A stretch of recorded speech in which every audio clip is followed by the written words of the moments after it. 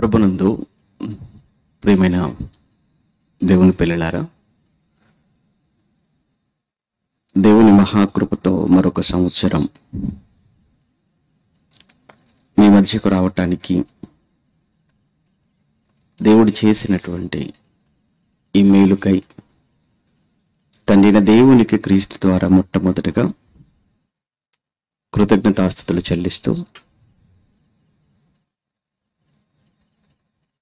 ప్రేమతో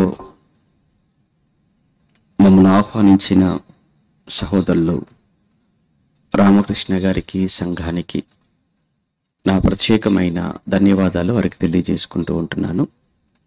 ప్రియులారా, ఈ 3 రోజుల సభలకు గాను ఒక ప్రత్యేకమైన అంశాన్ని మీరు చూస్తున్నారు.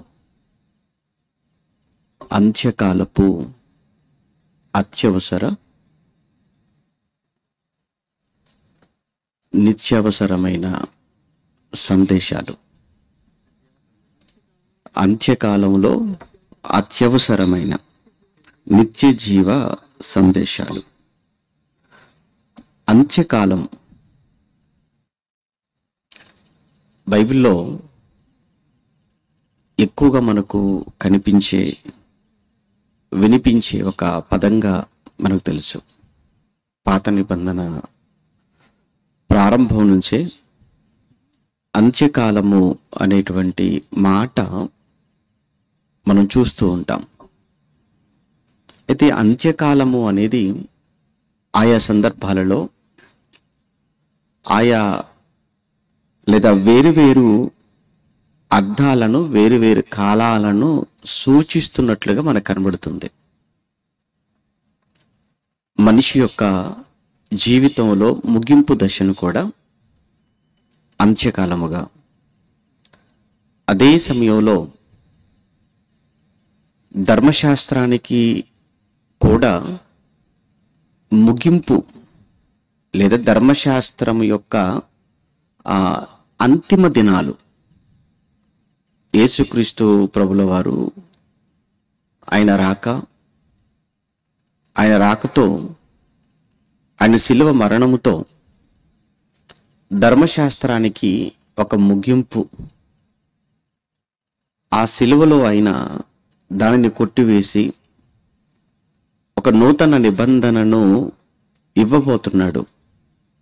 కనుక ధర్మశాస్త్రానికి కూడా అంత్యదినాలు, మానవ జీవితానికి అంత్యదినాలు, యెరూషలేము పట్టణానికి అంత్యదినాలు, అదే సమయంలో ఈ లోకానికి, ఈ యుగానికి కూడా అంత్యదినాలు. సహజంగా ఎక్కడ మనం అంత్యదినాలు కనిపించినా దీన్ని లోక అంత్యదినాలతో మనం ముడిపెట్టి చదువుకుంటాం. కానీ అక్కడ చెబుతున్నటువంటి ఆ కాంటెక్స్ట్ అన్నది మనం మిస్ అవ్వకూడదు. ఆ కాంటెక్స్ట్ను బట్టి మనం అర్థం చేసుకోవాలి. ఇక మరి ముఖ్యంగా క్రొత్త నిబంధన ప్రారంభం లేదా యేసుక్రీస్తు ప్రభుల వారు పరలోకానికి వెళ్ళిన తర్వాత సంఘం ఆరంభమైనది మొదలు ఆరంభమైన సంఘాలకు అపోస్తలులు వారు రాసినటువంటి పత్రికలు, వారు రాసిన లేఖలు, వారు రాసిన పత్రికలలో, లేఖలలో ఆయా సంఘాలకు వారు చేసినటువంటి హెచ్చరికలుగా మనం చెప్పొచ్చు. వాటిలో అపోస్తలుడైన పౌలు గారు మరి ముఖ్యంగా ఆయన వ్రాసిన పత్రికలలో వ్యక్తులకు, సంఘాలకు, ఇరువురికి కూడా, అనగా సంఘాలను హెచ్చరిస్తూ, వ్యక్తులను కూడా హెచ్చరిస్తూ, జాగ్రత్తలు చెబుతూ ఆయన వ్రాసినటువంటి ఆ పత్రికలలో మనం చూస్తూ ఉంటాం. మరి ముఖ్యముగా పౌలు గారు తిమోతికి వ్రాస్తున్నప్పుడు సహజంగా టైటిల్ వచ్చేసి లేదా పేరు తిమోతికి రాసినటువంటి పత్రికగా మనకు కనపడుతున్నప్పటికీ అది కేవలం ఒక తిమోతికి మాత్రమే కాదు, సేవకులైనటువంటి వారందరినీ ఉద్దేశిస్తూ, అదే సమయంలో సంఘాన్ని కూడా మేలుకొలుపుతూ, సంఘాన్ని కూడా హెచ్చరిస్తూ వ్రాసినటువంటి పత్రికలుగా మనం వాటిని పరిగణించాలి. కారణం ఏంటంటే, పౌలు గారు తిమోతికి పత్రికలు వ్రాసే సమయానికి తిమోతి గారు వచ్చి ఎఫెసు సంఘానికి నాయకుడుగా ఉంటాడు. ఎఫెసు సంఘానికి ఆయన ఒక సువార్తికుడుగా, పరిచారకుడుగా పనిచేస్తున్న సమయం అది. కనుక నువ్వు సంఘంలో ఉన్నావు కదా నాయనా, నిన్ను నువ్వు జాగ్రత్తగా చూసుకోవాలి. అలానే సంఘానికి కూడా నువ్వు ఏం చెప్పాలో కూడా నీకు తెలియచేస్తున్నాను అని ఈ రెండింటిని తిమోతికి వ్యక్తిగతముగాను, అలానే ఆయన సంఘానికి తెలియచేయవలసిన, అలానే సంఘము కూడా తీసుకోవలసిన జాగ్రత్తలను ఆ పత్రికలలో స్పష్టంగా మాట్లాడుతున్నట్లు మనం చదువుకుంటాం. ఇక్కడ పౌలు గారు ముఖ్యంగా మనం రెండవ పత్రిక వ్రాసే సమయానికి, పౌలు గారు రెండవ పత్రిక తిమోతికి రాసే సమయానికి పరిస్థితులు ప్రపంచవ్యాప్తంగా ఉన్న ఆ క్రైస్తవ సంఘాల పరిస్థితి బాగోలేదు. కారణం, ఆ రోజు ఉన్నటువంటి రోమ ప్రభుత్వం కానివ్వండి, లేదా ఆ రోజు యూదులలో మతఛాందసవాదులైనటువంటి యూదులు, మరోవైపు అన్యజనులైన వారు, మరోవైపు వచ్చేసి అధికారులు, మరోవైపు అబద్ధ బోధకులు, ఒకవైపు అబద్ధ బోధకులు, మరోవైపు వచ్చేసి అన్యజనుల వలన, మరోవైపు వచ్చేసి యూదుల వలన, మరోవైపు వచ్చేసి రోమా ప్రభుత్వం వలన అనేకమైనటువంటి శ్రమలను, హింసలను అనుభవిస్తున్నటువంటి కాలం. పౌలు గారు ఈ తిమోతికి ఈ రెండవ ఉత్తరం రాసే సమయానికి మరి ముఖ్యంగా అబద్ధ బోధలు అనేవి సంఘంలోనికి చాలా విరివిగా అవి విస్తరించి వ్యాపిస్తూ సంఘాలను గలిబిలి చేస్తున్న, కలవర పెడుతున్నటువంటి సమయం. నిజమైనటువంటి సత్యాన్ని బోధించే సేవకులైనటువంటి వారిని కూడా ఎదిరిస్తున్నటువంటి పరిస్థితి. మరి ముఖ్యముగా పౌలు లాంటి నిస్వార్థపరుడైన, నిజాయితీపరుడైన, యథార్థవంతుడైన సేవకుని సైతం తూలనాడుతూ, నిందలు వేస్తూ, అవమానపరుస్తూ సంఘాలకు పౌలును దూరం చేయటానికి ఎన్ని ప్రయత్నాలు చేయాలో అన్ని ప్రయత్నాలు చేస్తూ సంఘాలను నిర్వీర్యం చేస్తున్న ఒక భయానకమైన పరిస్థితులు ఆ రోజు పౌలు గారు చూశారు. అందుకే వీటన్నిటి మధ్య సంఘాలను ఒకవైపు కాపాడుకోవాలి, అలానే యవనంలో ఉన్న తనకు ఆత్మీయ కుమారుడైన, సేవకుడైన తిమోతిని కూడా తను నిలబెట్టుకోవాలి, కాపాడుకోవాలన్నటువంటి ఆలోచనతో తిమోతికి 2 ఉత్తరాలు వ్రాయగా, అందులో రెండవ ఉత్తరంలో ప్రధానంగా 3వ అధ్యాయంలో మాట్లాడుతున్నప్పుడు అది ఆ రోజు సంఘం ఎదుర్కొంటున్నటువంటి సవాళ్లుగాను, అదే సమయంలో రాబోతున్నటువంటి భయంకరమైనటువంటి పరిస్థితులను ముందుగా తెలియచేస్తున్నట్లుగా, 3 వాక్యం ఎంత గొప్పదో, వాక్యం ఎంత శ్రేష్టమైనదో, ఈ మూడింటిని, ప్రస్తుతం సంఘం ఎదుర్కొంటున్నటువంటి సవాళ్ళు, 2 ప్రపంచ భవిష్యత్తు ఎలా ఉండబోతుందోనన్నటువంటి హెచ్చరిక, 3 వాక్యం ఎంత విశిష్టమైనదో, ఎంత శ్రేష్టమైనదో అనే విషయాన్ని పౌలు గారు ప్రత్యేకించి ఈ 2వ పత్రికలో 3వ అధ్యాయంలో మాట్లాడడం మనం చూస్తుంటాం. అందులో సంఘం ఎదుర్కొంటున్న సవాళ్ళు లేదా భవిష్యత్తు ఎంత భయంకరంగా ఉండబోతుందన్న విషయాలను 3వ అధ్యాయంలో మొదటి 5 వచనాలలో మాట్లాడుతూ ఉంటాడు. ఒకసారి ఇప్పుడు మనం అక్కడికి వెళ్దాం. తిమోతికి రాసిన 2వ పత్రిక 3వ అధ్యాయం మొదటి వచనం నుంచి పౌలు గారు తిమోతికి రాసిన 2వ పత్రిక 3వ అధ్యాయం మొదటి వచనము నుంచి మనం చూడగలిగితే, అంత్య దినములలో అపాయకరమైన కాలములు వచ్చునని తెలుసుకొనుము. అంత్య దినములలో అన్నాడు, అనగా చివరి దినాలు, ముగింపు దినాలు. దేనికి? ఈ సమాజానికి, లేదా మనం ఉన్న ఈ ప్రపంచానికి, ఈ యుగానికి అంత్య దినాలు. ఈ అంత్య దినాలలో రాబోతున్నటువంటి కాలాలు అవి ప్రమాదకరమైన కాలాలు, అపాయకరమైన కాలాలు. ఎందుకు ప్రమాదకరమైన కాలాలు అనంటే, మనుషుల్లో కనిపించే భయంకరమైనటువంటి క్యారెక్టర్స్. అందువలన కాలం ఒకటే. కాలం ఎందుకు ప్రమాదకరంగా మారింది? మనుషులలో కనిపించే ఆ క్యారెక్టర్స్ను బట్టి కాలం ప్రమాదం అని మాట్లాడుతున్నాడు. ఇప్పుడు నిన్న 24 గంటలే, ఈరోజు 24 గంటలే, రేపు 24 గంటలే. ఇక్కడెక్కడ కూడా కాలంలో చేంజ్ లేదు. కానీ మనం అంటాం, ఏంటండి ఈరోజు ఇలా అయిపోయింది, అదేంటి ఈరోజు ఇలా అయిపోవటం ఏంటి, ఈరోజు బాగోలేదండి అంటాం. అసలు రోజులు బాగోలేవండి. రోజులు బాగోలేకపోవటానికి రోజులు ఏం చేశాయి అంటే, మన మాటల్లో ఉన్నటువంటి ఆ ఇంటెన్షన్ ఏంటంటే, రోజులు కాదు, ఆ రోజులలో జరిగినటువంటి పని, జరిగిన కార్యక్రమాలను బట్టి రోజులు బాగోలేవని మాట్లాడుతుంటాం. బొత్తిగా కాలం చెడిపోయిందండి అని మాట్లాడుతుంటాం. ఒకప్పటి కాలం కాదండి ఇది అని మాట్లాడుతుంటాం.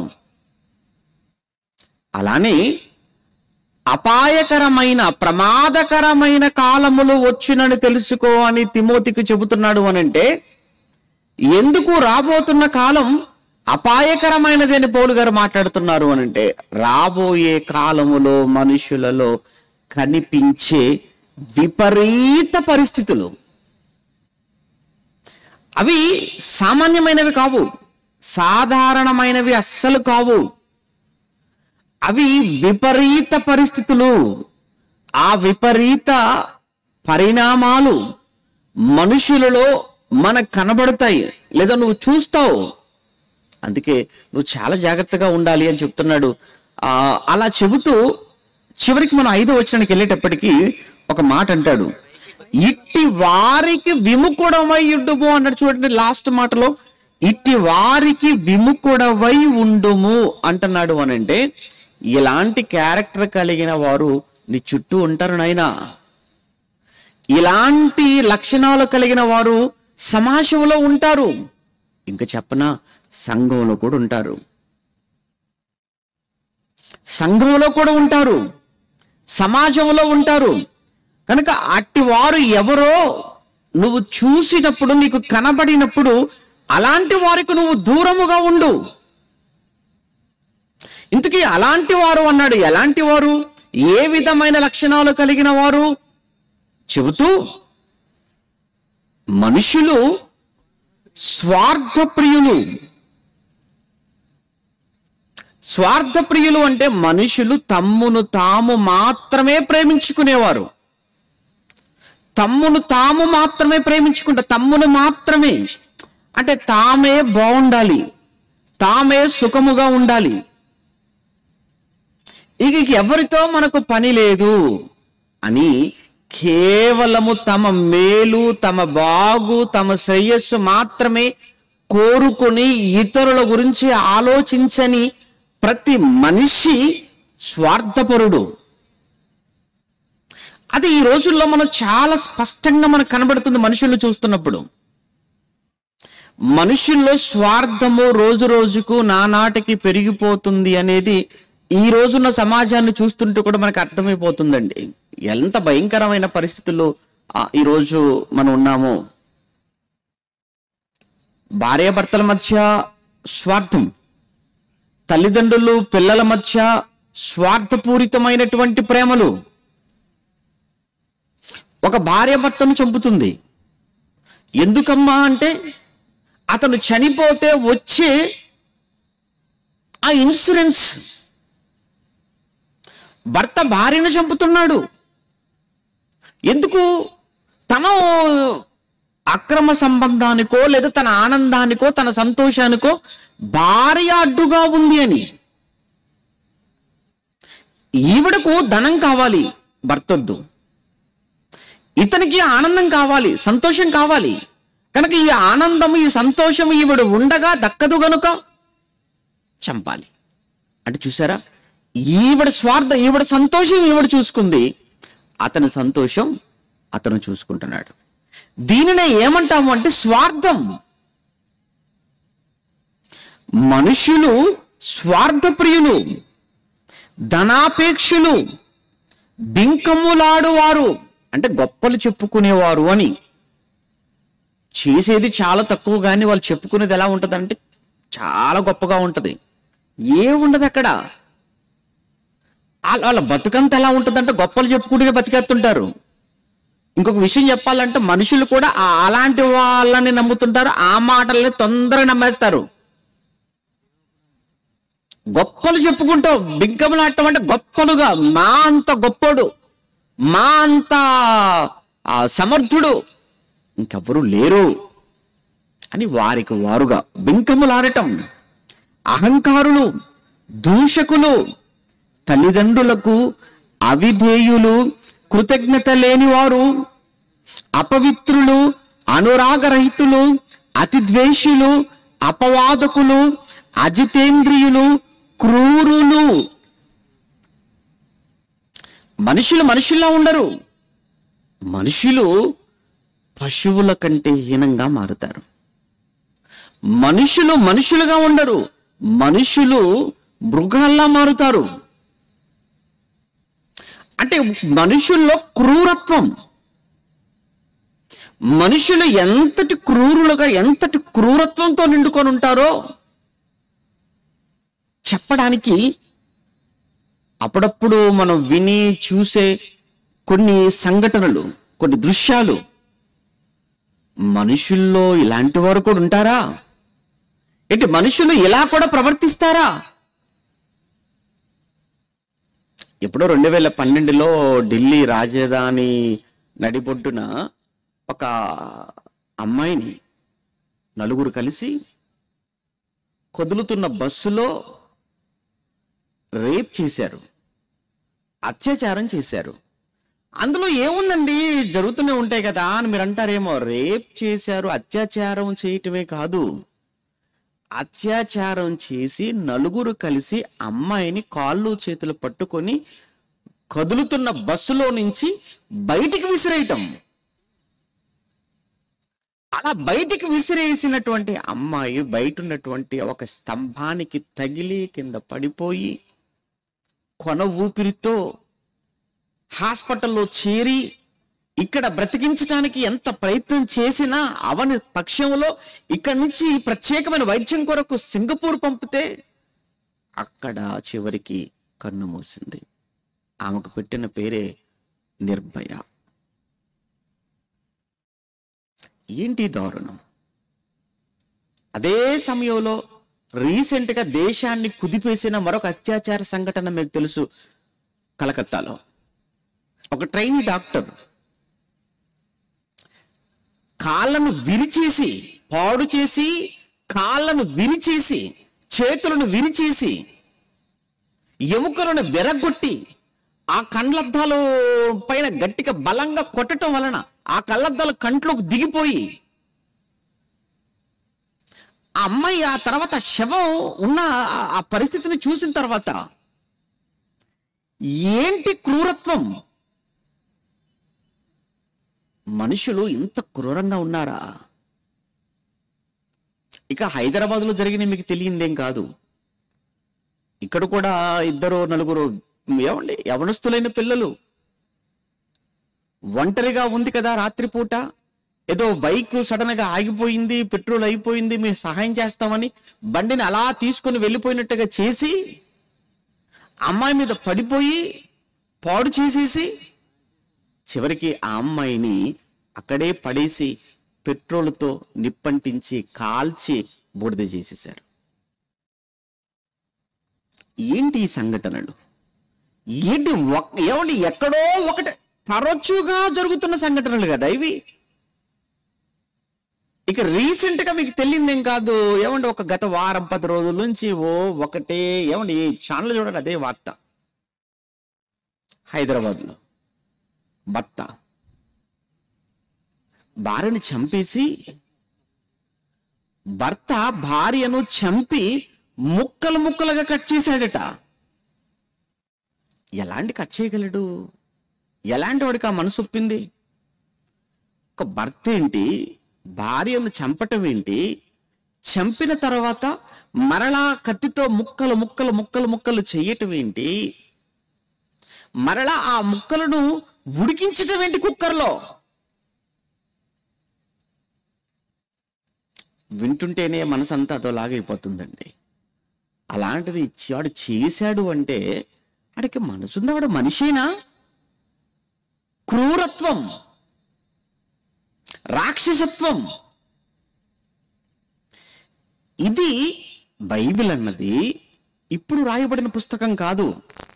ఇప్పుడు మనం చదువుకుంటున్నామే ఈ మాట, మనుషులు క్రూరులు అని ఎప్పుడు మొదటి 100 ఏళ్లలో రాయబడింది. అంటే నేటికి సుమారు 2000 సంవత్సరాల క్రితం బైబిలులో చెప్పబడిన వ్రాయబడిన మాట. భవిష్యత్తు, సమాజ భవిష్యత్తు, ప్రపంచ భవిష్యత్తు, మనుషుల భవిష్యత్తు 2000 సంవత్సరాల క్రితం అందులో చెబుతున్న మాట. మనుషులు అంత్య దినాలు అంటే ఈ సంఘటనలన్నీ మనం వింటూ, చదువుతూ, మనం చూస్తూ వెంటనే మనకు రావాల్సిన ఆలోచన, ఇక ఈ సమాజం ఎక్కువ కాలం బ్రతకది, ఉండదిక. ఈ ప్రపంచం దగ్గర పడిపోయింది. ఈ ప్రపంచానికి ఇక ఈ ప్రకృతి ఉండదు. అంతకంతకు అంతకంతకు మనుషుల్లో నానాటికి పెరిగిపోతున్న స్వార్థం, మనుషుల్లో రోజు రోజుకి పెరిగిపోతున్న ధనాపేక్ష, మనుషుల్లో రోజు రోజుకి పెరిగిపోతున్న ఈ అహంకారం, నానాటికి పెరిగిపోతున్న ఈ క్రూరత్వం, దీనితో ఇక ఈ ప్రపంచం ఎక్కువ కాలము నిలబడదు అన్న సంగతి నువ్వు గ్రహించాలి, నువ్వు తెలుసుకోవాలి. మనుషులు క్రూరులు అని చెబుతూ తర్వాత మాటల్లో ఏమంటున్నాడు? సజ్జన ద్వేషులు, ద్రోహులు, మూర్ఖులు, గర్వాంధులు, దేవుని కంటే సుఖానుభవమును ఎక్కువగా ప్రేమించువారు, పైకి భక్తి గల వారి వలె ఉండియు దాని శక్తిని ఆశ్రయించని వారునై ఉందురు, ఇట్టి వారికి విముఖుడవై ఉండుము. సుమారుగా మీరు స్వార్థ ప్రియులు అన్న దాని దగ్గర నుంచి పైకి భక్తి గల వారి వలె ఉండి అంటే, పైకి భక్తి గల వారి వలె అంటే అర్థం ఏంటి? వేషధారణ. పైకి చూడటానికి ఎలా కనబడతారు అంటే భక్తి పరులాగానే కనబడతారు. తెల్లటి వస్త్రాలు ధరించుకుంటారు, కాషాయ వస్త్రాలు ఏమంటే ధరించుకుంటారు, ఒక రకమైనటువంటి రంగు బట్టలు. అంటే ఆ రంగు వస్త్రాలు ధరించుకోగానే మనం చూడగానే వెంటనే మనం అనుకుంటాము, అమ్మో స్వాములు, అమ్మో భక్తులు అని మనం అనుకుంటాం. కానీ ఆయన అంటున్నాడు, పైకి భక్తి గల వారి వలె ఉండి. మీకు తెలుసు, ఒక అతను ఎప్పుడు చూడండి తిరుగుతూ ఉంటాడు, ఎప్పుడు ఒక చోట ఉండడు. ఆయన ఎప్పుడు కూడా చూడండి ద్వేషం అండి. ఎప్పుడు ఒక విశ్వాసంలో ఉన్న వారి పట్ల, ఎందుకు క్రైస్తవుల పట్ల, క్రీస్తు పట్ల, బైబిల్ పట్ల అతనుకున్న ద్వేషాన్ని చూస్తుంటే, ఆ వస్త్రాలు తీసేసి మంచి బట్టలు వేసుకొని మాట్లాడు, ఆ వస్త్రాలు కూడా విలువ పోతుంది అని ఏ ఒక్కరూ మాట్లాడటం లేదు. అయ్యా మీరు వేసుకున్న వస్త్రాలు ఏంటయ్యా? మీరు మాట్లాడుతున్న మాట ఏంటి? ఎందుకు బైబిల్లో ఆరిపోసుకుంటున్నారు? బైబిల్ మీద బురద చల్లుతున్నారు? ఎందుకు రెండు విశ్వాసాల మధ్య ఎందుకు కలహాలకు అల్లరికి కారణమవుతున్నారు? ఎందుకు రెండు వర్గాల వారు ఒకరినొకరు దూషించుకొని కలహపడి గొడవపడి రేపు కర్రలతో కత్తులతో దాడి చేసుకుంటుంటే ఆనందపడదామనా? ఇదే మనస్తత్వం అండి, ఇదే షాడిజం. బైబిల్ కొరక బైబిల్ కొరకు బైబిల్ ఏం చెప్పింది? బైబిల్ ఎంత చక్కటి నీతిని ప్రబోధించింది. బైబిల్ వ్యక్తుల పట్ల గాని, దేవుని కుటుంబాల పట్ల గాని, దేశాల పట్ల గాని విద్వేషాల కోసం బైబిల్ ఎప్పుడూ మాట్లాడదు. బైబిల్ ఎప్పుడు కూడా మనిషి గాని, కుటుంబాల మధ్య గాని, దేశం మధ్య గాని సమాధానాన్ని బోధించింది తప్ప బైబిల్ ఎప్పుడు వైరం అనే దానికి బైబిల్ ఎప్పుడు విరుద్ధం. ఇంకా ఒక్క మాటలో చెప్పాలంటే స్టాండర్డ్ గా అసలు దేవుని కుమారులు అంటే సమాధానపరచువారే దేవుని కుమారులు అని బైబిల్ బోధించింది. సమాధానపరచువారు ధన్యులు, వారే దేవుని కుమారులు అనబడుదురు. యేసు ప్రభుల వారి ప్రారంభపు బోధలండి. ఆయన శరీరధారిగా ఈ లోకానికి వచ్చి ప్రజలను తన బోధలతో ఆ రోజు ఆశ్చర్యపరిచాడు. తన బోధలతో ఆశ్చర్యపరిచాడు ఆయన.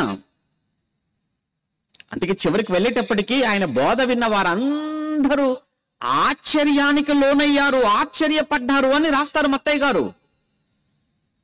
ఎందుకు ఆయన బోధ విన్నవారు ఆశ్చర్యపడ్డారు? అప్పటి వరకు సమాజం మధ్య ద్వేషం, మనుషుల మధ్య కక్షలు, మనిషిని ప్రేమించే పరిస్థితి లేదు. ఎందుకంటే రాజ్య అహంకారం కదా ఆ రోజుల్లో రాజ్యాలు, ప్రజాస్వామ్యాలు కాదు, నియంతల పాలన. అప్పుడు యేసు మాట్లాడుతూ మహానుభావుడు సమాధానం, మనుషుల మధ్య సమాధానం, మనిషిని సమాధానపరచాలి, కుటుంబాలను సమాధానపరచాలి, రాజ్యాల మధ్య సమాధానం. అప్పుడప్పుడు మీరు చూడండి, దేశాల మధ్య శాంతి ఒప్పందం అంట. ఎక్కడిది? ఎందుకు దేశాల మధ్య శాంతి ఒప్పందం?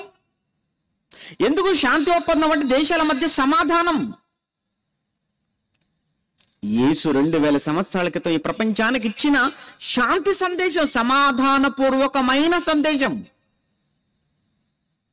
అలా సమాధానముగా ఉండండి, సమాధాన పరచండి అని బైబిల్ బోధిస్తుంటే నువ్వేం బోధిస్తున్నావు? నువ్వేం నేర్పిస్తున్నావు ఈ సమాజానికి? నీ వలన ఏం నేర్చుకోవాలి? నీ వలన విద్వేషాలా? నీ వలన ద్వేషాలా? నీ వలన కక్షలు నేర్చుకోవాలా ఈ సమాజం? మనిషివే కావు అలా మాట్లాడితే. ఎందుకంటే బైబిల్ ఏ బంధాల గురించి అయినా బైబిల్ మాట్లాడుతున్నప్పుడు ఆ బంధాలకు బైబిల్ ఇచ్చినటువంటి గొప్ప ప్రాధాన్యత. ఒకసారి మనం పాత నిబంధన మొట్టమొదట లిఖితపూర్వకమైన రిటర్న్గా దేవుడిచ్చినటువంటి ధర్మశాస్త్రం, అందులో 10 కమాండ్మెంట్స్ అంటాం, 10 ఆజ్ఞలు. ఈ 10 ఆజ్ఞల గురించి ఆ దేవుడు మాట్లాడినప్పుడు మోషేతో ఆ 10లో మొదటి 4 ఆజ్ఞలు దేవుడు తన గురించి మాట్లాడినట్లుగా మనం చదువుకుంటాం. అదే కదండి, 10 ఆజ్ఞల్లో మొదటి 4 ఆజ్ఞలు ఆయన గురించే మాట్లాడతాడు. నేను తప్ప వేరొక దేవుడు నీకు ఉండకూడదు, మీ దేవుడైన యెహోవాను నేనే, మీ దేవుడను నేనే. అంటే మీ పితరుల దేవుడను నేనే, మీ పితరులు సేవించిన దేవుడను నేనే. మీరు 400 ఏళ్ళు బానిసలుగా ఐగుప్తు దేశంలో ఉంటుండగా ఐగుప్తీయుల ఆచారాలలో అనేకమైన వాటిని మీరు చూశారు, వాటిని నేర్చుకున్నారు, వాటిని మీరు అభ్యసించారు. ఇప్పుడు మరలా మీరు కనానికి వెళుతున్నారు. అక్కడ కూడా 7 జాతుల ప్రజలు అక్కడ ఉన్నారు. వాళ్ళ ప్రాక్టీసెస్ గురించి మీరు వింటారు, మీరు చూస్తారు. పొరపాటున మరలా మీరు ఎటువైపు తిరిగిపోతారేమో వద్దు. ఎందుకంటే నేను మీ దేవుడైన యెహోవాను నేనే. నేను తప్ప వేరొక దేవుడు మీకు ఉండకూడదు అని చెబుతూ, ఏ రూపాన్ని మీరు చేసుకొనకూడదు అని మాట్లాడుతూ, నా నామాన్ని మీరు వ్యర్థముగా ఉచ్చరింపకూడదు అని మూడోది చెబుతూ, విశ్రాంతి దినం గురించి మాట్లాడి, ఇక తర్వాత మాట్లాడిన మిగతా 6 ఆజ్ఞలలో మొట్టమొదటి ఆజ్ఞ ఎవరి గురించి తెలుసా? తల్లిదండ్రుల గురించి మాట్లాడతాడు ఆయన.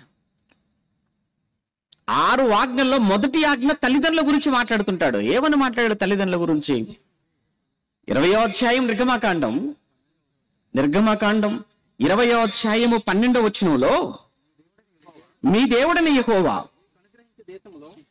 దేవుడైన యెహోవా మీకు అనుగ్రహించు దేశములో మీరు దీర్ఘాయుష్మంతులగునట్లు మీ తండ్రిని తల్లిని సన్మానించండి. మీరు అక్కడికి వెళ్ళిన తర్వాత మీ తల్లిదండ్రుల విషయంలో మీరు వారిని గౌరవించేవారుగా ఉండాలి. మీరు వారిని సన్మానించేవారుగా ఉండాలి. మీరు వారిని గౌరవించితే, మీరు వారిని సన్మానిస్తే మీకు మేలు కలుగుతుంది అన్నాడా? మీకు మేలు కలుగునట్లు మీ తల్లిదండ్రులు మీరు ఏంటయ్యా ఆ మేలు అంటే, మీరు భూమి మీద దీర్ఘాయుష్మంతులగునట్లు. అంటే తల్లిదండ్రులను సన్మానించండి, తల్లిదండ్రులను గౌరవించండి అని చెప్పడం అది మతం అన్నట్లుగా ఈరోజు వాళ్ళు చూస్తున్నారు.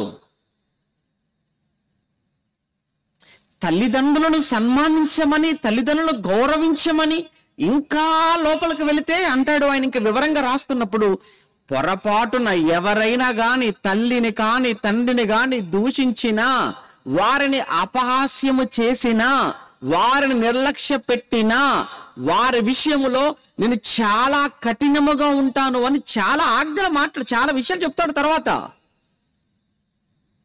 మీరు ద్వితీయోపదేశకాండం 27వ అధ్యాయం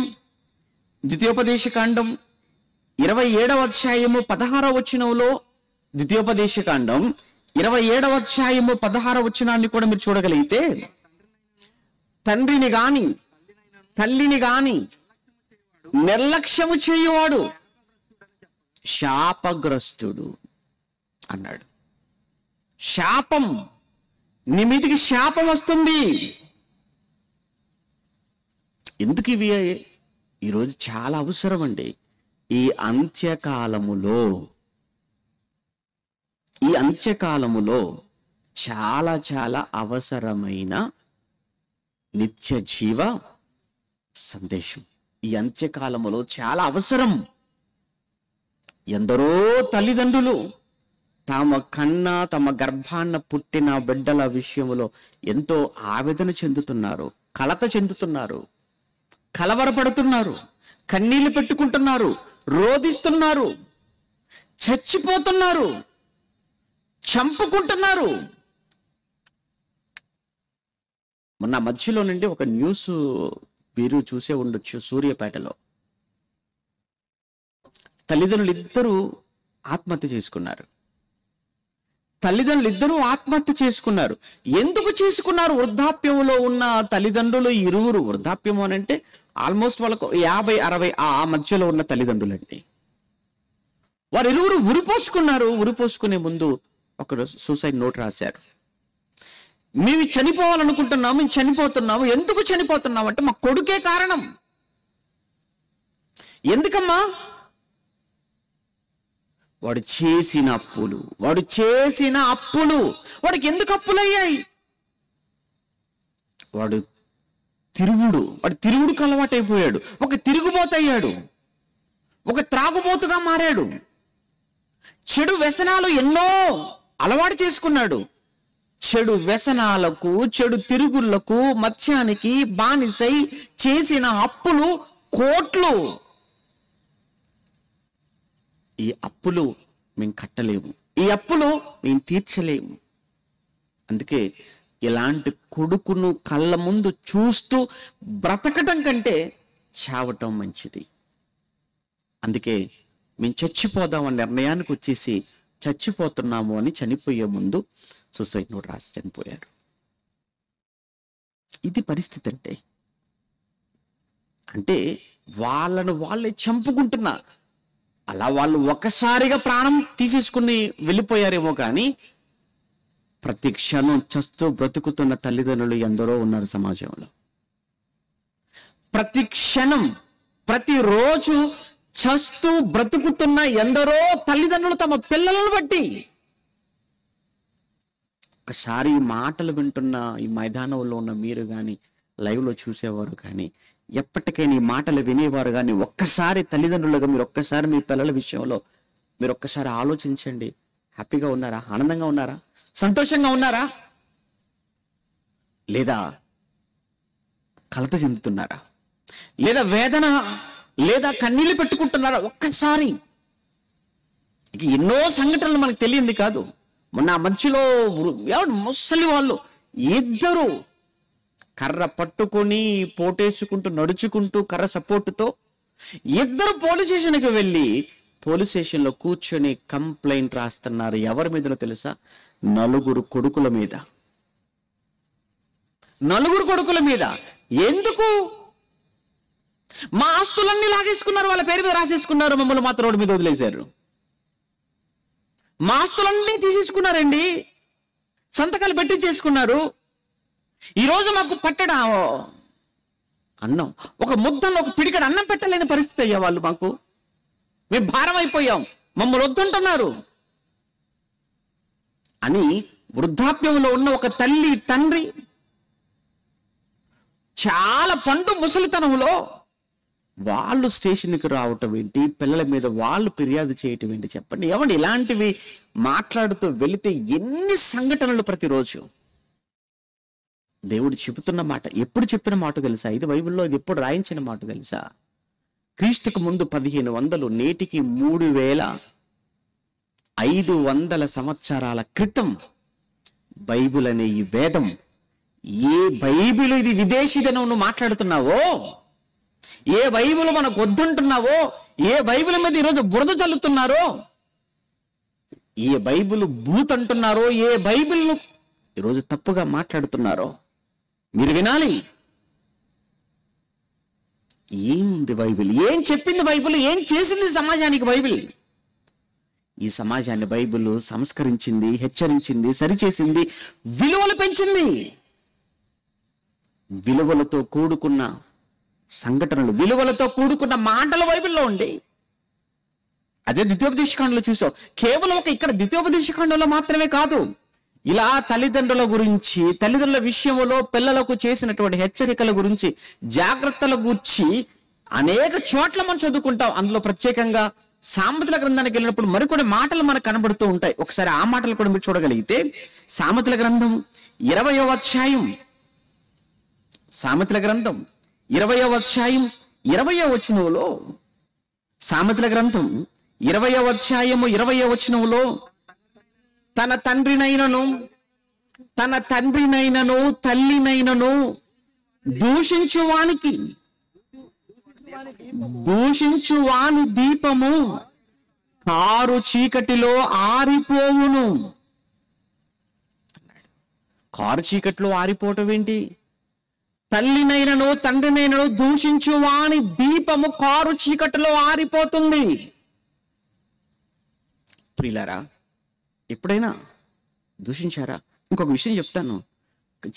కారు చీకట్లో ఆరిపోవటం అంటే అర్థం ఏంటంటే వాడి జీవితంలో కష్టాలు, వాడి జీవితంలో శ్రమలు, వాడి జీవితం అంతా కూడా నష్టం.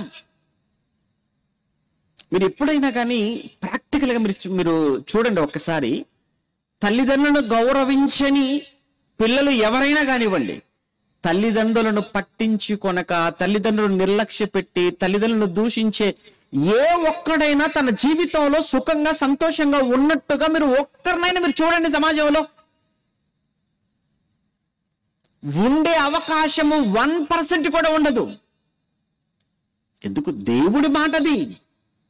తన తల్లినైనను తండ్రినైనను దూషించు వాని దీపము కారు చీకటిలో ఆరిపోతుంది అని మాట్లాడుతున్నాడు. అంటే ఒరే, నీ జీవితం అంతా చీకటి రాయిక, నీ జీవితాల్లో వెలుగు ఉండదు, నీ జీవితాల్లో సంతోషం ఉండదు, నీ జీవితాల్లో ఆనందం ఉండదు, నీ జీవితంలో సుఖాన్ని చూడలేవు. అదే తల్లిదండ్రులు గౌరవించేవాడు, తల్లిదండ్రులు ప్రేమించేవాడు, తల్లిదండ్రులు లక్ష్య పెట్టేవాడు, వాడి జీవితం మరో విధంగా ఉంటుంది. దేవుడు చెబుతున్న మాటలు. ఇంకా అలా మీరు అదే సామెతల గ్రంథం 23వ అధ్యాయంలో మరొక మాటలో, సామెతల గ్రంథం 23వ అధ్యాయం 22వ వచనంలో కూడా మీరు చూడగలిగితే, సామెతల గ్రంథం 23:22లో నిన్ను కనిన నీ తండ్రి ఉపదేశమును అంగీకరించు, నీ తల్లి వృద్ధాప్యమందు ఆమెను నిర్లక్ష్యం చేయకు. ఎప్పుడు? వృద్ధాప్యము రాగానే ఆ తండ్రిని తల్లిని నిర్లక్ష్యం చేస్తావా? వద్దు, తప్పు. ఈరోజు చాలా మంది వృద్ధాప్యంలోకి వచ్చినటువంటి తల్లిని తండ్రిని నిర్లక్ష్య పెట్టి వాళ్ళ సంఖ్య రోజు రోజుకి పెరిగిపోతుందండి. నిర్లక్ష్య పెట్టడం అనంటే అమ్మకొద్దు, వద్దా? ఎందుకొద్దు? వృద్ధాప్యంలో ఉన్నారు. వృద్ధాప్యంలో ఉంటే మాకు చాలా కష్టంగా ఉన్నారు వీళ్ళు, అందుకే ఏం చేస్తాం? తీసుకెళ్ళి ఆ వృద్ధాశ్రమంలో వదిలేద్దాం,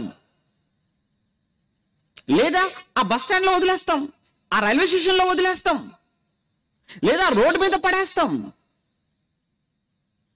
నిన్న ఒకటి చేసిన పని ఏంటో మీరు చూస్తారండి. ఎవడండి చూడండి, ఏం చేశాడట పాపం, ఘోరం. ఎంత ఘోరం అంటే కన్న తండ్రిని కాల్వలోకి విసిరేశాడు. న్యూస్ చూడండి, ఎంత ఘోరం. కన్న తండ్రిని కాల్వలోకి విసిరేశాడు. కొడుకు పుట్టాడని పొంగిపోయి కళ్ళల్లో పెట్టుకొని పెంచుకుంటూ వచ్చాడు ఒక తండ్రి.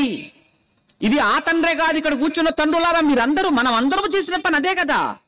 కొడుకు పుట్టాడు, ఎంత ఆనందం ఆ రోజు, ఎంత సంతోషం, ఎంతమందికి ఫోన్లు, ఎంత స్వీటు, ఎంత హంగామా, ఎంత హడావుడి. వాడికి 21 అంటాము, నామకరణం అంటాము, మొదటి పుట్టినరోజు అంటాము, రెండో పుట్టినరోజు అంటాం. వాడిని ఎత్తుకున్నాము, ఆడించాము, వేలు పట్టుకున్నాము, నడిపించాము, గుడ్డల మీద తండ్రితే ఆనందపడ్డాం. మనం తినకపోయినా వాడు తిన్నాడు అని సంతోషించాం. మనం లేకపోయినా వాడికి ఉన్నాయి కదా అని ఆనందపడిపోయిన దినాలు అవి అంటున్నాడు. కానీ వయసు అయిపోయాక ఆ తండ్రి దుర్మార్గపు కొడుక్కి భారమయ్యాడు. భార్య విసుక్కుంటుందని నడవలేని ఆ తండ్రిని తీసుకొని వెళ్ళి కాలువలో పడేసి హతమార్చాడు. ఇది ఎక్కడో జరగలేదు, మన ఆంధ్రాలోనే జరిగింది, పల్నాడు జిల్లాలో జరిగింది ఈ ఘోరం. ఆ తండ్రి వయసు 85 సంవత్సరాలు. ఇంకేం బ్రతుకుతాడు? నిజంగా ఆ తండ్రిని తీసుకుని వెళ్ళి చెయ్యి పట్టి ఆ కాలువలోకి విసిరేసేటప్పుడు ఆ ముసలి తండ్రి, ఆ వృద్ధాప్యంలో ఉన్న తండ్రి ఎంతగా కొడుకును చూసి బ్రతిమలాడుకుంటాడో, వాడి కోసం చిన్ననాటి నుంచి ఆడితో తనకున్న బంధాన్ని అన్ని జ్ఞాపకం చేసుకుంటూ ఎంత కుమిలిపోయి ఉంటాడో ఒక్కసారి ఊహించితే అమ్మో చాలా కష్టంగా ఉందండి మనసు. అయినా అతి కిరాతకంగా, అతి కర్కశంగా ఎలా విసిరేయగలిగావురా కాలువలోనికి ఆ ముసలి తండ్రిని?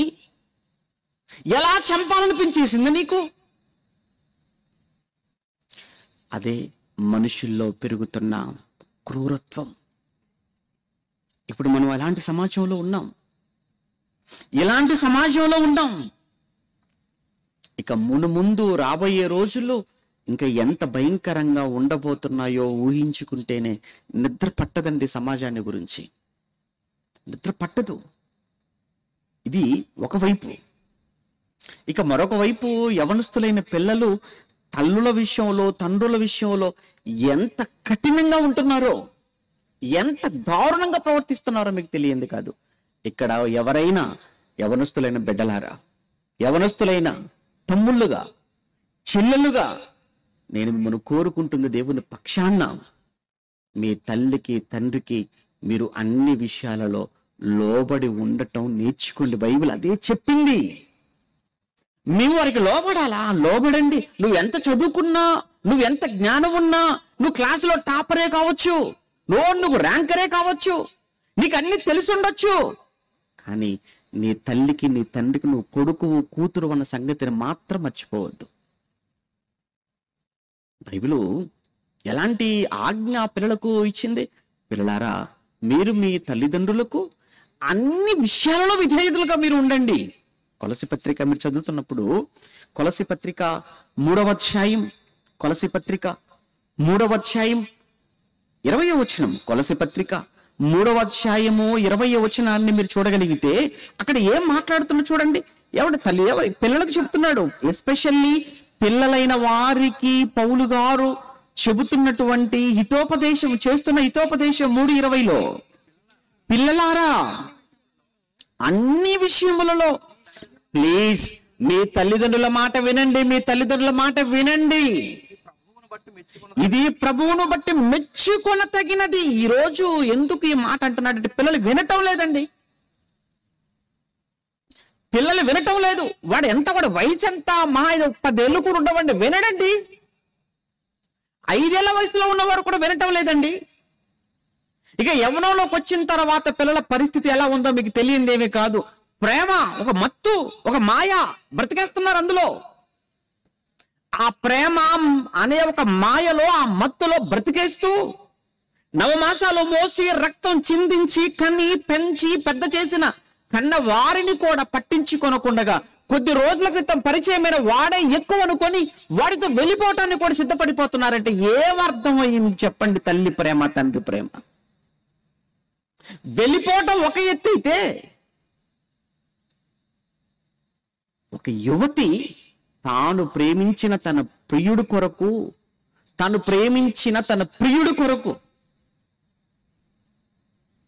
తన తల్లిని, తండ్రిని, తోడబుట్టిన రక్త సంబంధికులైన వారందరూ సుమారుగా 13 మంది, వాళ్ళందరూ ఈ ప్రేమకు అడ్డుగా ఉన్నారని, ఒప్పుకోవడం లేదు అని వారి మీద కక్ష పెంచుకొని ఒక్కడి కోసం వీళ్ళందరినీ ఎలా తొలగించేసుకోవాలి, ఎలా దూరం చేసుకోవాలని చాలా రోజులుగా ఆలోచించి ఒకరోజు ఒక ప్లాన్ చేసింది. వాళ్ళందరితో కొద్ది రోజులుగా ప్రేమతో ఉన్నట్టు నటిస్తూ, వాడిని మర్చిపోయినట్లుగా వీళ్ళకి భ్రమ కలిగిస్తూ వంట చేసి ఆ వంటలో విషం కలిపి అందరికి వడ్డించి 13 మంది చావుకు కారకురాలైంది. అందులో తల్లి తండ్రి కూడా ఉన్నారు. ఇది నిజంగా జరిగింది. అది వార్త, అది న్యూస్. అది ఏ దినాలండి మనం ఉన్నాం చూడండి. అందుకే అంత్య దినాలలో అత్యవసర నిత్య జీవ సందేశాలు ఇవి అత్యవసరమైనవి కదా, అందరూ వినవలసినవి కదా. ఇందులో మతం ఉందా? ఇందులో ఏమైనా మతం ఉందా? మంచిగా బ్రతకండిరా అని చెబితే మతం అవుతుందా? నీతిగా బ్రతకండి అని చెబితే మతం అవుతుందా? కన్న వారికి విధేయత చూపించండి అంటే మతం అవుతుందా? వారికి లోబడి ఉండండి అని చెబితే మతం అవుతుందా? వారిని గౌరవించండి, సన్మానించండి అని చెబితే మతం అవుతుందా? వారిని గౌరవించకపోతే, వారిని సన్మానించకపోతే శాపం, నీ మీదకి ఉగ్రత అని దేవుడు చెబితే ఆ దేవుడు మంచోడు కాదు, ఆ దేవుడు సైకో. నీకు మంచోడైతే ఎలా ఉండాలి? వదిలేసిపోరా అనాథాశ్రమంలో అంటే నీకు మంచి దేవుడు అన్నమాట. రోడ్డు మీద వదిలేరా అంటే మంచి దేవుడు అన్నమాట. అలా వదిలేస్తే చంపేస్తా, తాడ తీస్తానంటే సైకో అవుతాడు నీకు. ఎందుకు? నువ్వు సైకోగా మారిపోయావు. నువ్వే ఒక పెద్ద సైకో. తిరుగుతుంటారు, ఎప్పుడు తిరగడమే.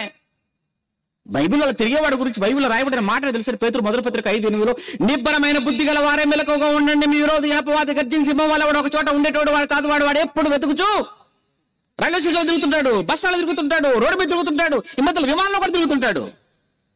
ఎక్కడా వదిలిపెట్టాడు, ఎవరిని వదిలిపెట్టాడు. ఆహా, వాక్యానికి ఎంత చక్కని న్యాయం చేస్తున్నాడు. వాక్యం నెరవేర్పు. ఎందుకయ్యా? ఎందుకు అక్కసు? యేసును బైబిల్లో అవమానపరుద్దాం అనుకుంటే పోయేది నీ పరువే. ఎందుకు? బైబిల్ కానీ యేసు కానీ ఆకాశంలో ఎంత ఎత్తులో ఈరోజు ప్రపంచంలో కనబడుతుంటే, అసలు ఆ భూమి ఆకాశంలో కలగజేసిన ఆయన మీద నువ్వు ఉమ్మి వేయాలనుకుంటే పడేది నీ మీద. అది నిజమో కాదో నీకు తెలియదు. ఒకసారి బయటకు వచ్చేసి ఆ తల పైకెత్తే ఒకసారి పైకి ఉమ్మివే చూడు, నీ ముఖం మీద పడిపోతుంది. యేసు గాని, బైబిల్ గాని, దేవుడు కాని ఎంత ఎత్తులో ఈరోజు ప్రపంచంలో అత్యధిక భాషల్లోకి అనువదింపబడింది, అత్యధిక మంది చేత కొనవబడుతుంది, అత్యధిక మంది చేత చదవబడుతుంది, అత్యధికంగా ఈ ప్రపంచాన్ని ప్రభావితం చేసిన ఒక పుస్తకం, ఆ పుస్తకమే ఈరోజు బైబిల్గా ఈరోజు మన చేతిలో మనం కలిగి ఉన్నది. దీని దరిదాపుల్లోకి ఏ పుస్తకము లేదు, దీని దరిదాపుల్లో ఏ గ్రంథము లేదు. సాటి లేని మేటి గ్రంథం సత్యవేద గ్రంథం, అదే మన చేతిలో ఉన్న బైబిల్. అలాంటి బైబిల్ పైన ఈ సమాజానికి ఎన్ని మేలుకొలుపు, ఈ సమాజానికి సరిచేసి ఎన్ని సంగతులండి బైబిల్లో వ్రాయబడ్డాయి.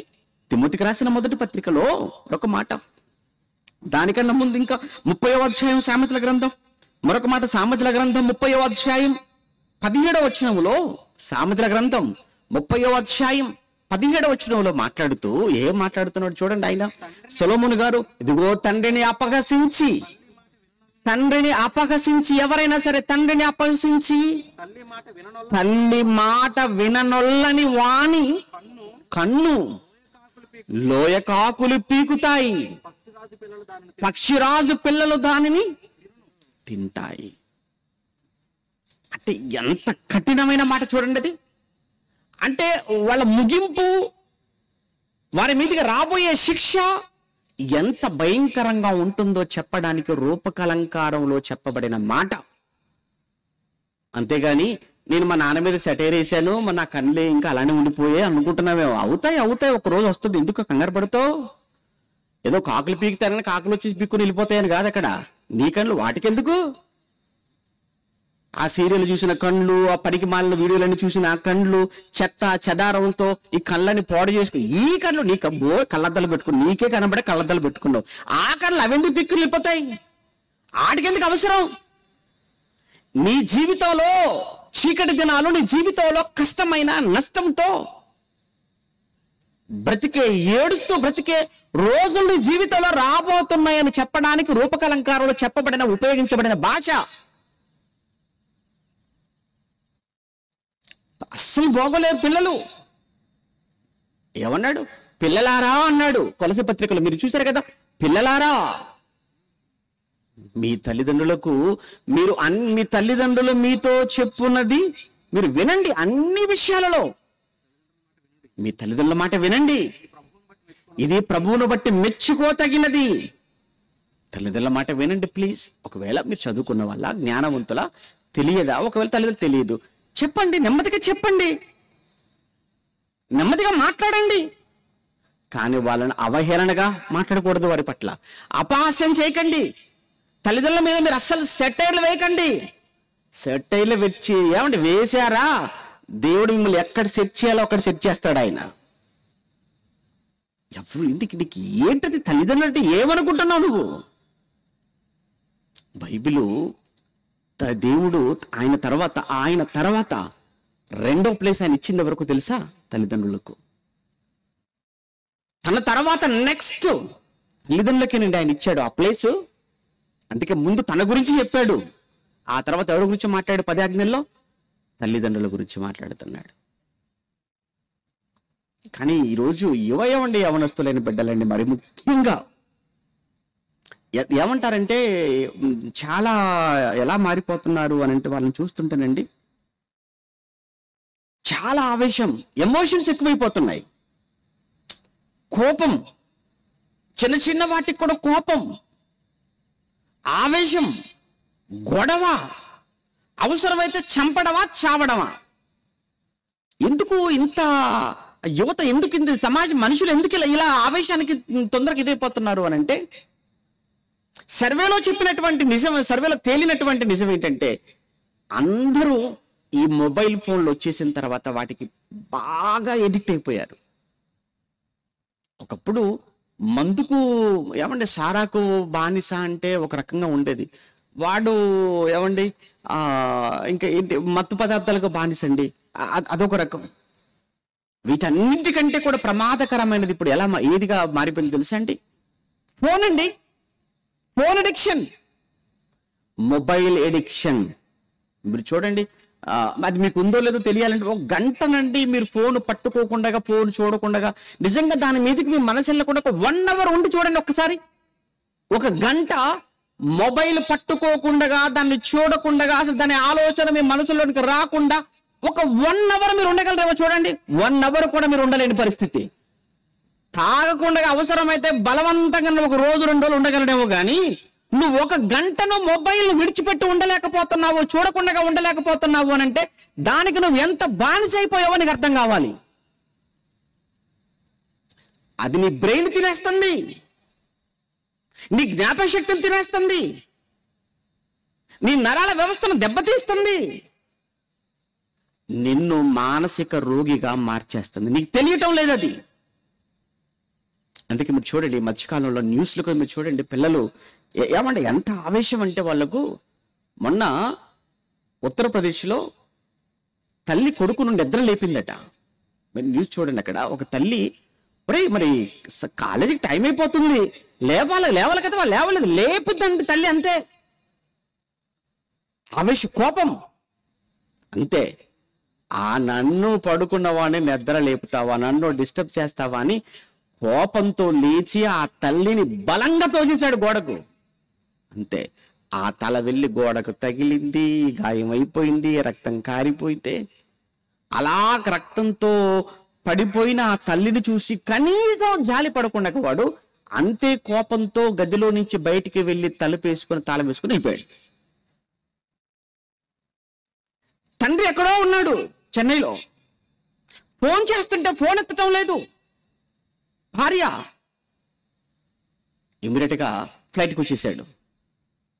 ఫ్లైట్కి వచ్చేసి చూడగానే తాళం వేసేసింది. ఏంటి అని తాళం పగల కొట్టేసి తలుపు తీసి లోపలికి వెళ్ళేటప్పటికి భార్య శవంగా కనిపించింది. ఎలా చనిపోయింది అని ఆరా తీస్తే కొడుకు చంపేశాడు. ఎందుకు చంపేశాడు? నిద్ర లేపినందుకు. ఇది రీజనా? ఏమండి, ఏమైనా అందులో విషయం ఉందా చెప్పండి? నిద్ర లేపితే చంపేస్తారు. నిన్న విశాఖపట్నంలో మీరు చూశారు, వాడు మొబైల్లో ఆన్లైన్ గేమ్స్ ఆడుతూ మరి డబ్బులు పోగొట్టుకుంటున్నాడో తెలీదు, టైం వేస్ట్ చేస్తున్నాడు. బీటెక్ చదువుతున్నాడట, ఆన్లైన్ గేమ్స్ ఆడుతున్నాడట. ఒరే నీ ఎంతసేపు ఏవరా ఆట ఆట ఆట, మొబైల్ అనుకుంటూ టైం అంతా దానికి తినేస్తున్నావు, ఏమండి వేస్ట్ చేసేస్తున్నావు, చదువుకోవచ్చు కదరా అన్నందుకు కోపం వచ్చేసిందండి వాడికి. తల్లిని చంపేశాడు. ఇప్పుడు చెప్పండి, ఇక్కడ కూర్చున్నటువంటి తల్లిదండ్రులుగా మీ పిల్లలు చూస్తుంటే మీకు భయం అవ్వట్లేదు?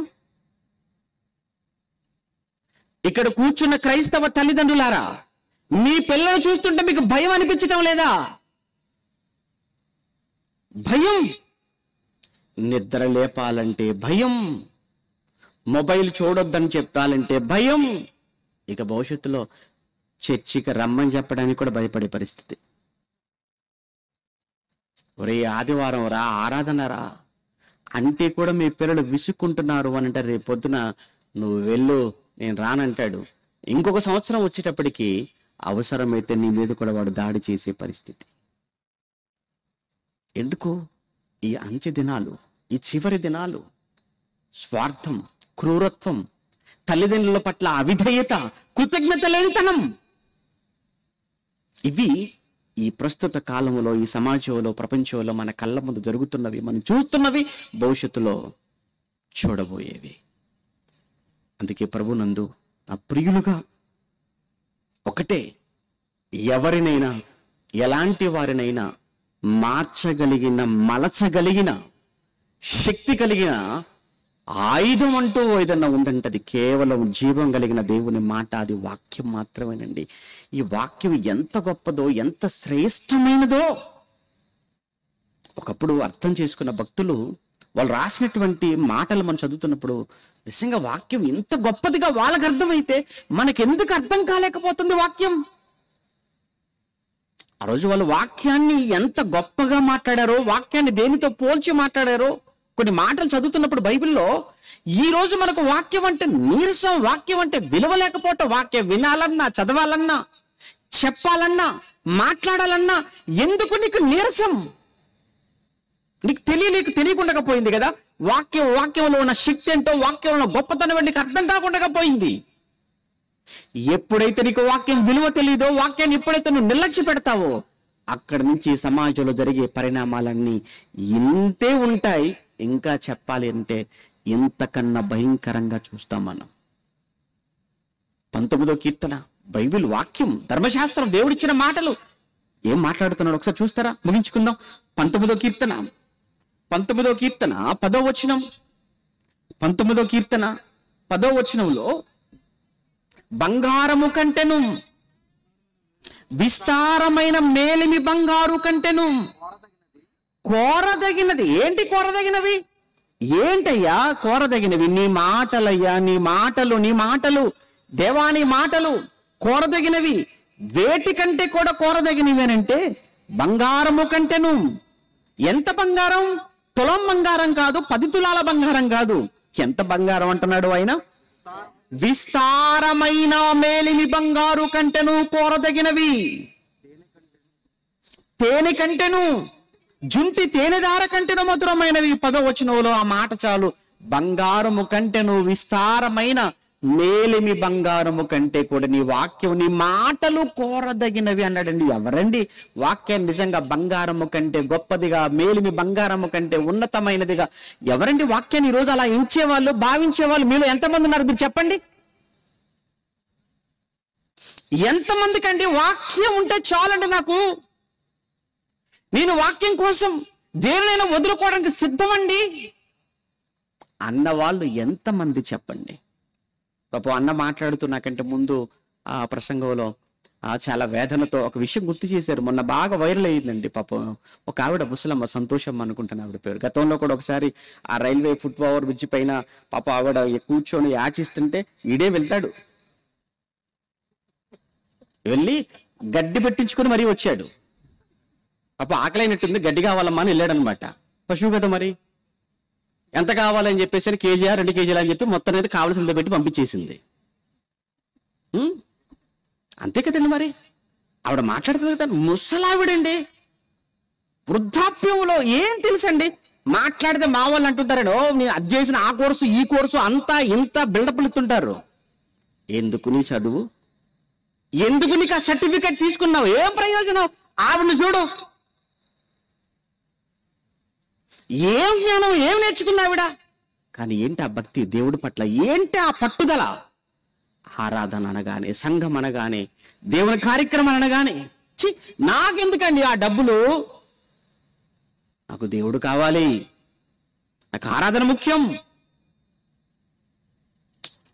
నిజంగానండి ఆ మాటలు వింటుంటేనండి నిజంగా అనిపిస్తుందండి, చాలా ఆశ్చర్యం అండి. అమ్మకు నిజంగా సెల్యూట్ చేయాలండి. ఆమెకు అర్థమైందండి. దేవాని మాటలు బంగారు కంటెను, మేలిమి బంగారు కంటెను కోరదగినవయ్యా.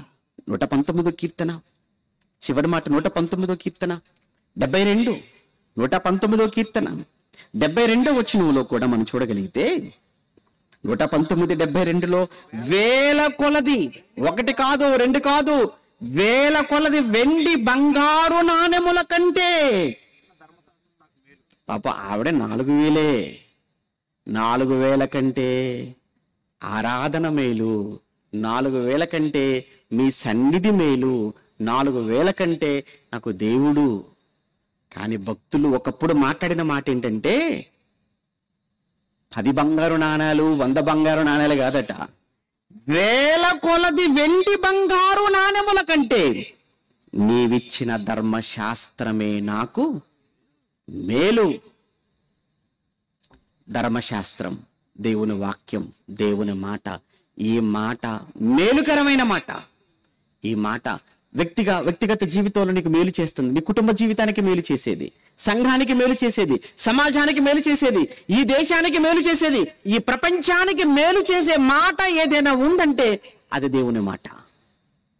ఎప్పుడైతే ఈ దేవుని మాటను కాదంటారో, దేవుని మాటను ప్రక్కన పెడతారో, దేవుని మాటకు విరోధంగా లేస్తారో, అక్కడ మనిషికైనా, కుటుంబానికైనా, సంఘానికైనా, సమాజానికైనా ఏ దేశానికైనా జరిగేది కీడు, మేలు కాదు. కీడు జరుగుతుంది. సొదొమ గొమొర్రా కీడు. ఎందుకు సొదొమ గొమొర్రాలో కీడు జరిగింది? ఎందుకు ఆకాశం నుంచి అగ్ని కురిసింది? ఎందుకు ఆకాశం నుంచి అగ్ని గంధకాలు పడ్డాయి? ఎందుకు ఒక్కడు కూడా పురుగన్నది కూడా లేకుండా మొత్తం కాలి ఎందుకు బూడిదగా మారిపోయా ఒకనాడు సొదొమ గొమొర్రాలు? దేవుని విడిచేశారు, దేవుని మాట పక్కన పెట్టేశారు. నీతి లేదు, న్యాయం లేదు, ధర్మం లేదు, యథార్థత లేదు, విచ్చలవిడి జీవితాలు. అలానే మధ్యలో అమెరికాలో, కాలిఫోర్నియాలో విచ్చలవిడితనం. దేవుడు చూసి చూసి చూసి చూసి చూసి సహించి సహించి సహించి ఒక్కసారిగా దేవుడు చంపడండి. ఒకేసారిగా దేవుడు చంపడెవరిని? దేవుడు చాలా మంచివాడు, ఆయన చాలా ఓపిక కలిగిన వాడు, చాలా సహనం కలిగిన వాడు, దీర్ఘశాంతుడు దేవుడు. అది ఏదో వారం క్రితం ఏదో మాట అన్నారు అనగానే వచ్చేసారు మీరు అనుకోకండి. అంతకు ముందు నుంచి చూస్తూ చూస్తూ వచ్చాడు. ఎన్నో దైవ విరుద్ధమైన, వాక్య విరుద్ధమైన, బైబిల్కు వ్యతిరేకమైన ఎన్నో చెడు, ఎంతో భయంకరమైన కీడు ఆ ప్రాంతం అంతా దేవుడు చూసి సహించలేక, తట్టుకోలేక, భరించలేక చేస్తాడు ఆయన. జలప్రళయం వెంటనే కాదు కదా, సొదొమ గొమొర్రాలను వెంటనే కాదు కదా, అలానే ఇశ్రాయేలును అష్షూరుకి వెంటనే ఇవ్వలేదు కదా, అప్పగించలేదు కదా, యూదులు కూడా వెంటనే అప్పగించలేదు కదా. అప్పగించడానికి ముందు, ఉపద్రవం రావడానికి ముందు ఎందరో ప్రవక్తలను దేవుడు లేపాడు కదా, పంపాడు కదా, నిలబెట్టాడు కదా, వార్నింగ్ ఇప్పించాడు కదా. అప్పుడు కదా దేవుడు ఇక వాళ్ళు వినరు అనుకున్న తర్వాత తీసేశాడు. ఎక్కడైనా అదే జరుగుతుంది. ఈ రోజు కూడా ఈ 3 దినాలు హెచ్చరిక మాటలు, ఈ 3 దినాలు వార్నింగ్స్. ఈ వార్నింగ్కి మీరు లోబడలేదనుకోండి, వినలేదనుకోండి, పట్టించుకోలేదనుకోండి, పెడచెవిన పెట్టారనుకోండి, జలప్రళయ రూపంలోనే రావచ్చు, అగ్ని రూపంలోనే రావచ్చు, లేదా ఇంక ఏ రూపంలోనే రావచ్చు, లేదా కరోనా లాంటి భయంకరమైన విపత్తు ఏదో ఒక రూపంలో దేవుని ఉగ్రత మీ మీదికి రాక తప్పదు. కనుక ఆలోచించండి. అంత్య దినాలలో, ఈ చివరి దినాలలో దేవుడి పట్ల భయం కలిగి, భక్తి కలిగి బ్రతకడానికి ప్రయత్నం చేయండి.